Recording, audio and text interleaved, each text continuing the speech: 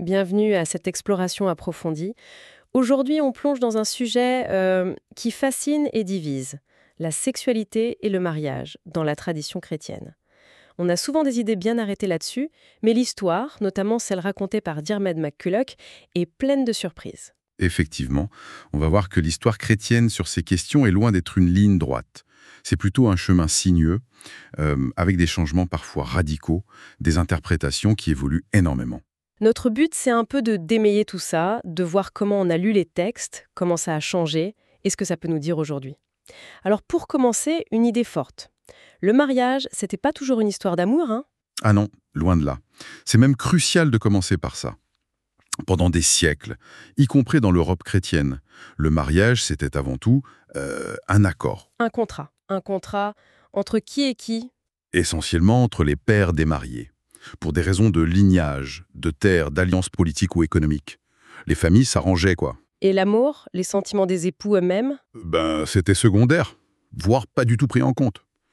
L'idée que le mariage doit être fondé sur l'amour romantique, bon, ça a des racines anciennes, mais ça ne devient la norme en Occident que très très récemment. Disons, les 2 derniers siècles, en gros. C'est assez minoritaire dans l'histoire humaine, en fait. C'est déjà un sacré décalage avec notre vision actuelle. Mais même l'importance du mariage en soi, dans le christianisme naissant, c'était pas si évident. Non, c'est un autre point intéressant. L'Ancien Testament, issu du judaïsme, met la famille au centre, c'est clair. Mais avec le Nouveau Testament, il y a une sorte de tension qui apparaît. Le mariage reste une image forte, le Christ et l'Église, mais très vite, Très vite, ouais. dès le IIe siècle, on voit émerger un autre idéal chrétien. Ce n'est plus la vie de famille qui est vue comme le top. Ah bon? Et c'est quoi alors cet idéal supérieur? La virginité? Le célibat et la vie en communauté monastique, ça devient le modèle d'engagement chrétien par excellence. Du coup, se marier, fonder une famille, ça reste bien, respectable, mais c'est vu comme une option moins parfaite. Une sorte... De second choix. Oui, c'est un peu ça l'idée qui s'installe. Ça change pas mal la perspective par rapport au judaïsme, par exemple. Et l'apôtre Paul, alors? Hmm. On le cite tout le temps sur ces questions. Sa vision, elle est complexe aussi, j'imagine. À Paul, oui, c'est un cas fascinant et souvent mal compris. Prenez sa première lettre aux Corinthiens, chapitre 7. Il y a ce passage où il dit, en gros, que c'est bien de rester célibataire comme lui, mais que si on brûle de désir, mieux vaut se marier. Oui, ça sonne un peu comme bon, d'accord, mariez-vous si vous ne pouvez pas faire autrement. Exactement, on pourrait le lire comme ça, comme une concession un peu négative. Mais attention, c'est plus nuancé, parce que dans le même chapitre, juste avant, il dit un truc euh, révolutionnaire pour l'époque. Ah oui? Quoi donc? Il rappelle que le corps de la femme appartient au mari. Bon, ça c'était l'idée courante. Mais juste après, il ajoute « Et de même, le corps du mari appartient à la femme Attendez, le corps du mari appartient à la femme. Alors- Au 1er siècle. ». Oui, c'est ça. C'est assez incroyable comme affirmation d'égalité. Une égalité dans le devoir sexuel mutuel, radical pour l'Antiquité. Une sorte d'égalité sexuelle avant l'heure alors. Dans ce contexte précis du devoir conjugal, oui. C'est très fort. Mais ce qui est curieux, c'est ce qui est arrivé à cette idée. Elle a été oubliée? En Orient, oui, elle a été largement ignorée, passée sous silence. Par contre, en Occident, bien plus tard, vers le XIIe siècle, les juristes de l'Église, les canonistes, s'en sont emparés. Et qu'est-ce qu'ils en ont fait? Ils s'en sont servis pour définir le mariage, carrément. Ils ont dit que ce devoir sexuel mutuel était tellement fondamental que si l'un des époux ne pouvait pas l'accomplir, par exemple à cause d'impuissance, eh bien le mariage pouvait être annulé, considéré comme nul et non avenu. Ah d'accord, ça devenait une base illégale, fondée sur Paul. Voilà. Ça montre bien cette ambiguïté persistante dans le christianisme. Le sexe, c'est impur ou c'est une part voulue par Dieu? Et il faut aussi noter, comme le rappelle MacCulloch, que certaines lettres attribuées à Paul, on n'est pas sûr que ce soit vraiment lui qui les a écrites. Ça complique encore l'interprétation. Cette tension autour du sexe, on la retrouve plus tard chez des figures comme Augustin, non? En Occident.